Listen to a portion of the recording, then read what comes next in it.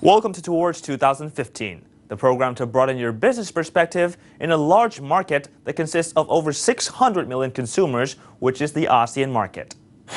Leading academics of ASEAN have shared their opinions on each country's survivability once the bloc unifies into a single market, particularly how one should adapt to the new banking, financial, and market systems. But in the developing Asia, you have high-end better numbers. Okay, you have better numbers. But then but it's still slower than what they used to be.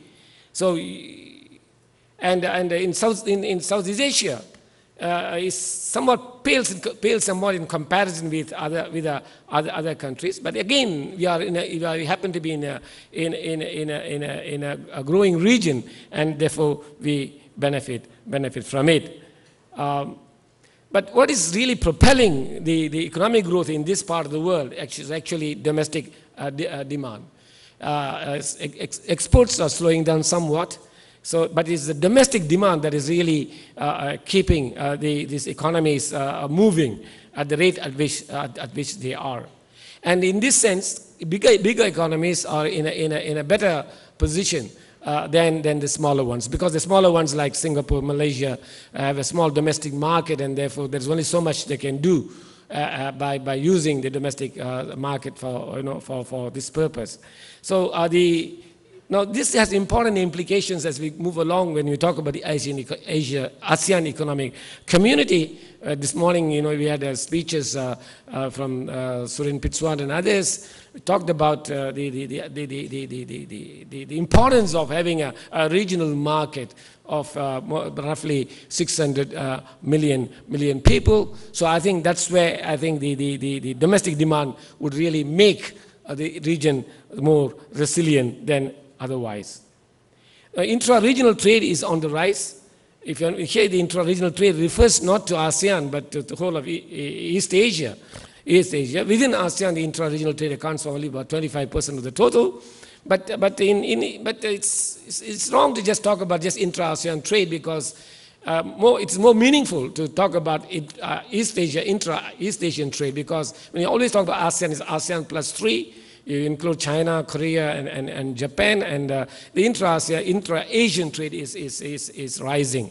So that I think it's one that can really give a helping hand in at times when extra-regional trade is slowing. And inflationary pressures have been on the rise. Of course, Vietnam is one which has a double-digit inflation. But that may really become a non-issue when in the near term, because slower growth actually will take the pressure off prices, and one can expect that inflation may become actually a non-issue in most of the economies in the region. Now, commodity prices have been rising in recent times, but again, now with slowdown in the global economy, one can expect prices of raw materials to actually decline. So prices of everything prices of raw materials, commodities, even gold may actually fall unless something else happens that is not factored in. The reason why I'm saying that prices of commodities, including gold, might drop is simply because that demand for manufacturers and others may drop. With it, demand for commodities and intermediate products may drop. And also the surpluses of many of these countries like Japan, Korea, Japan and China are also declining. If you look at the current account balance, it's getting smaller. So in other words, the demand for gold is largely comes from huge surpluses. Some of these economies are able to accumulate, and some of these surpluses are really transformed into gold reserves. So with smaller surpluses, the demand for gold might actually might decline, and that may explain why gold prices might fall, unless, of course, if something happens in the Middle East and Iran and so on and so forth, in which case one may expect gold prices to rise. So the risk to the economic growth warrant regional solutions. I said ASEAN will have to rebalance itself too. It's not just the global economy. It's just not the US and Japan and China. It's ASEAN itself that have to replace. It has to find new sources of growth, and ASEAN Economic Community can come to its help. And growth must be inclusive. You don't want to have growth for the sake of growth. Growth must translate into better standard of living, higher income, more jobs, and so on and so forth. The region also needs resilience, which can again come from closer integration of ASEAN countries. And there's a need to strengthen monetary cooperation. Now, ASEAN community just having a liberal trade, free movement of goods and services is not good enough.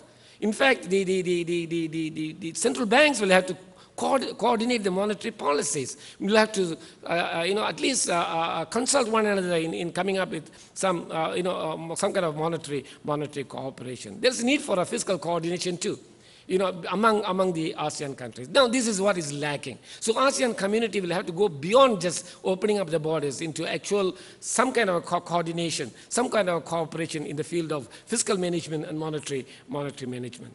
And of course, ASEAN will have to pursue open regionalism. I'm sorry that the Madam Chair is looking at me and I feel very guilty about it, but there's nothing much I can do apart from just rushing through this. Now finally, I just want to show about global competitiveness. Now ASEAN is not doing it extremely well in this regard. You see, some countries have really improved their situation, but many countries, the pattern is somewhat mixed. There's some improvement in some ASEAN countries, some deterioration in some others. And labor productivity, if you look at labor productivity, again, it is not flattering. In fact, again, the picture is somewhat mixed, but it's not very satisfactory. And ASEAN total factor productivity for 2009, if you look at it, it's all negative.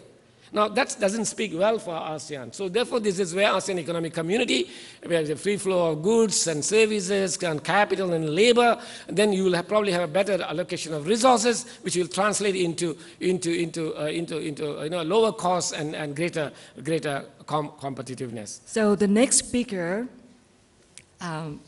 Dr. Matthew Verghese from the World Bank. The first is, if you take a longer-term view of Asia, what will Asia look like? And I'll look at two scenarios, what I call the Asian century, or what Dr. Surin called the middle income trap. I'll talk a little bit about what that trap might be, and then finally talk mostly about what it will take to be in the first scenario, the Asian century. The Asian Development Bank recently commissioned a study which looked at this. And they asked the question, in 2050, what will Asia look like? What will the Asian economy look like? This is more than just the AEC, so it includes India and China and the other Asian countries. And what they project is that if trends stay as they are, then Asia will produce about 52% of the world's GDP. It'll be about 174 trillion. And what this will mean in practical terms for people in Asia is that living standards will converge to European living standards. And it's in this sense that this will be the Asian century if this is the scenario that plays out over the next few years. However, it's not guaranteed. And if you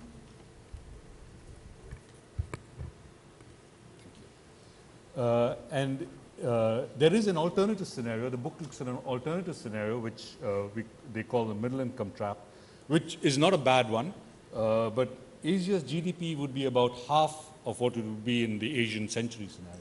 And living standards would be about half of what they would be. So the outcomes would be very different.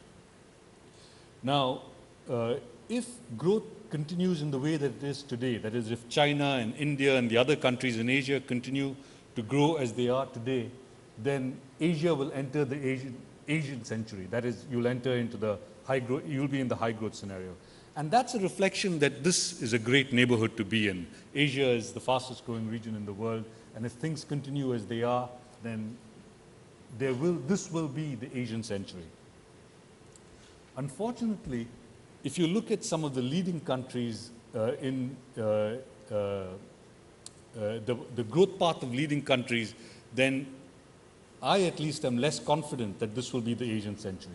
So the upper two lines show GNI, the gross national income per capita for Korea and Taiwan. And these are countries that have reached European living standards. And the question is, will the rest of Asia follow? If the rest of Asia follows, then indeed this will be the Asian century.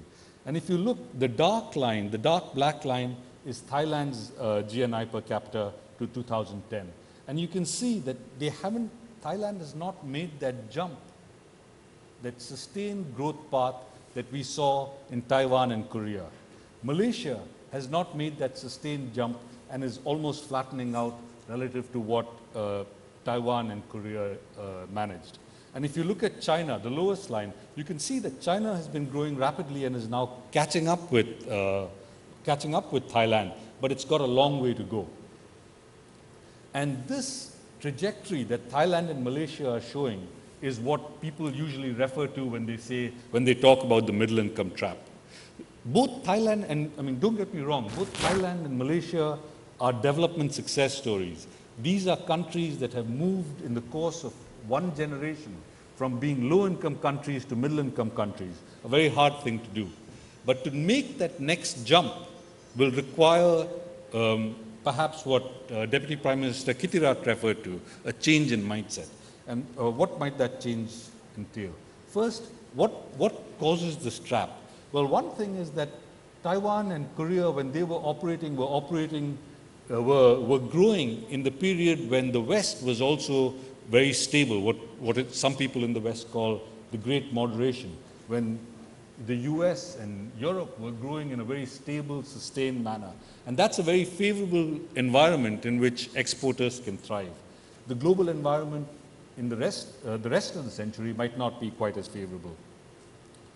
The second point is that Thailand and Malaysia are reaching the limits of their own success. That is, that success, Thailand and Malaysia's success, was based on low-wage manufacturing into global supply chains. That was a very successful strategy, but by definition, as you become more and more successful, you don't want to compete on the basis of low wages. You have to move out of that, you have to move into new markets, you have to move into new products, and you have to move into a new kind of growth path. And that's what Korea and Taiwan were able to do, and that's the challenge that Thailand and Malaysia and soon enough China will face. We already saw, certainly in Thailand over the last exciting political year, that the challenges that Thailand faces on both, for its development strategy to become both environmentally and socially sustainable. That is, you cannot, Thailand will not want to proceed to grow with the same level of environmental degradation that it's faced, and it will want a more equitable growth path. And you can see that demand emerging in China, in India, and many other Asian countries. And all of this requires a change in mindset and a change in development strategy.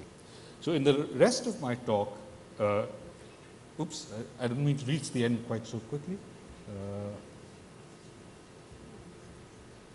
In the rest of my talk, I want to talk about three aspects of this. Now, this is a very complicated subject. What is the new development strategy that will break in Thailand and Malaysia out of the middle income trap? But let me talk on three aspects of this, all of which, by the way, Dr. Surin brought up as well. The first is this, which you probably can't see very clearly, but this is a picture of a supply chain for hard drives that are assembled in Thailand. And it's an indication of why this region has been so successful. It's been the integration within the region has actually worked quite well. It allows companies to have a supply chain that stretches across the whole region, and not just across the whole region. Some parts of these hard drives come from the US and from Europe. And these hard drives in turn, when they're eventually assembled in Thailand, then go on to form parts of other supply chains to enter computers and iPads and other things.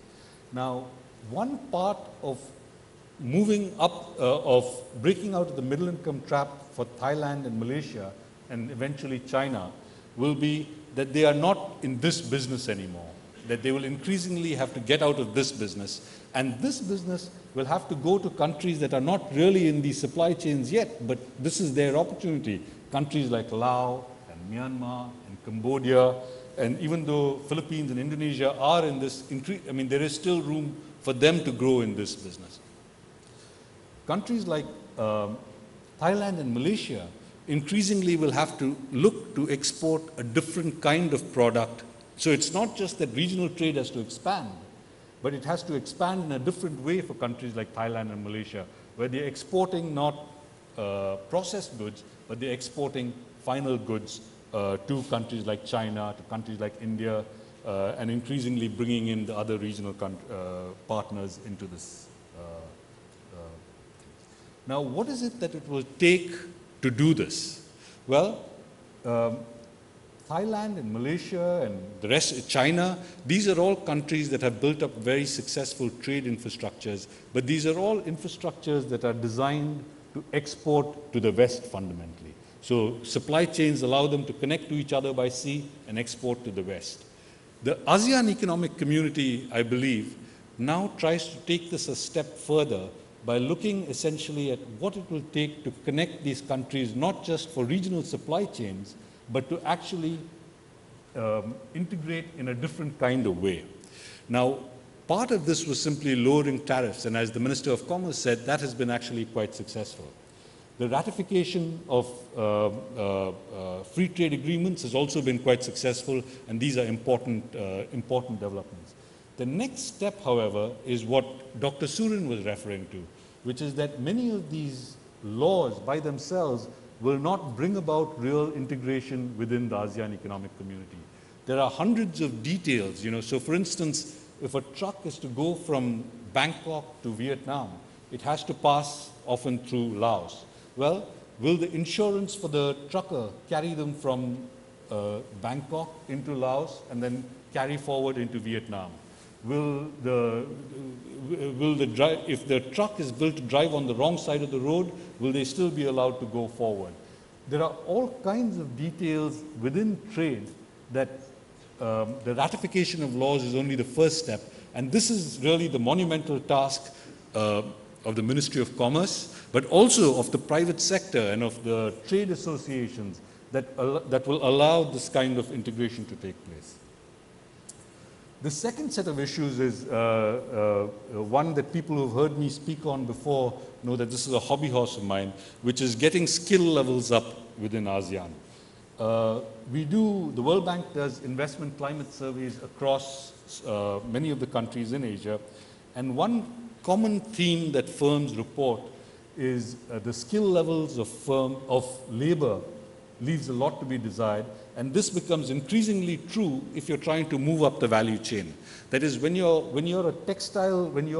doing simple textiles, you don't actually need that skilled labor force. What you need is for them to show up on time and to stay there even when the harvest is on.